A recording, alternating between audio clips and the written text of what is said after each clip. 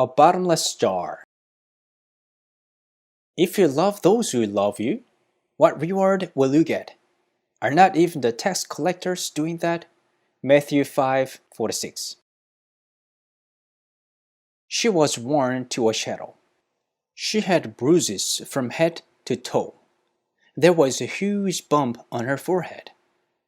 Completely drunk, she was sprawled out on the front yard of a church in the middle of a busy downtown area.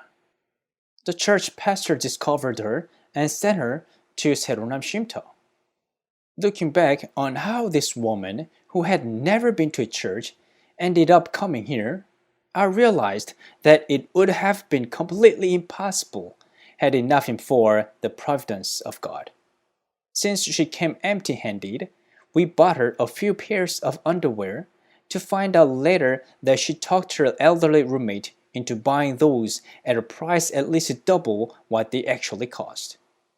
A few days later, she stole money from the wallet of the person sitting next to her. In the evenings, she would say she was going out on the surface to exercise, but in reality was to drink. She was an alcoholic.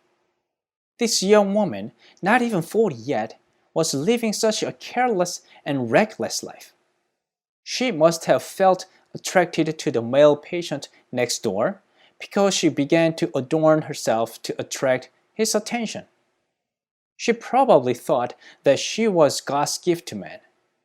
She didn't care to even lift a finger to do anything.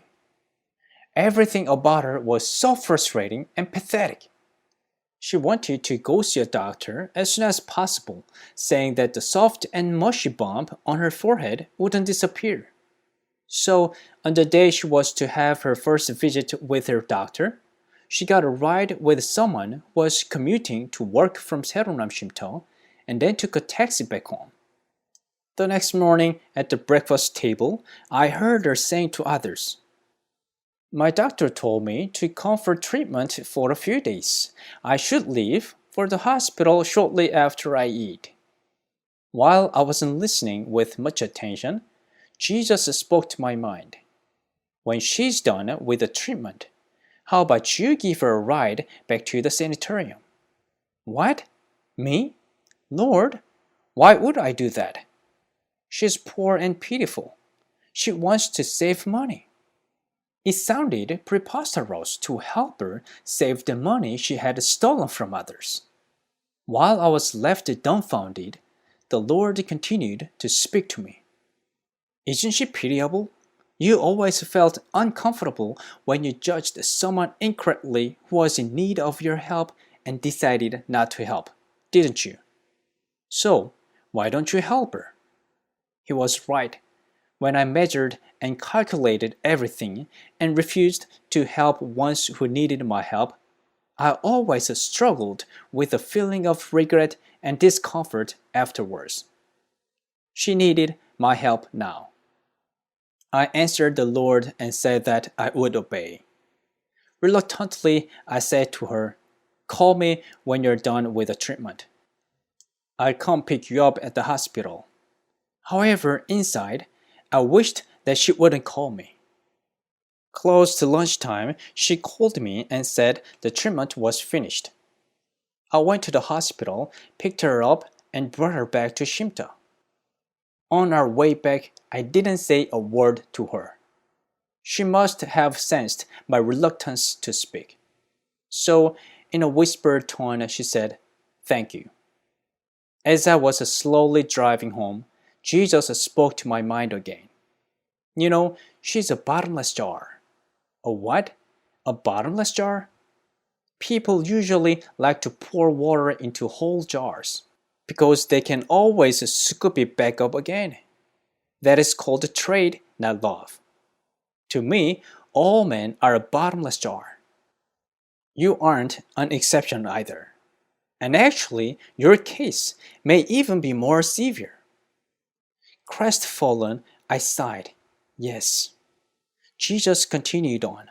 From the fatherless to widows to foreigners and to the poor, they are all bottomless jars. Still crestfallen, I quietly replied, yes.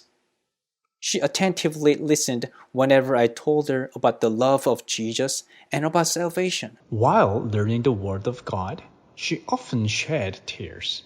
One day, I asked her why she wasn't giving up drinking. After moments of deep thought, she bitterly said, I used to really want to stop drinking, but I just couldn't.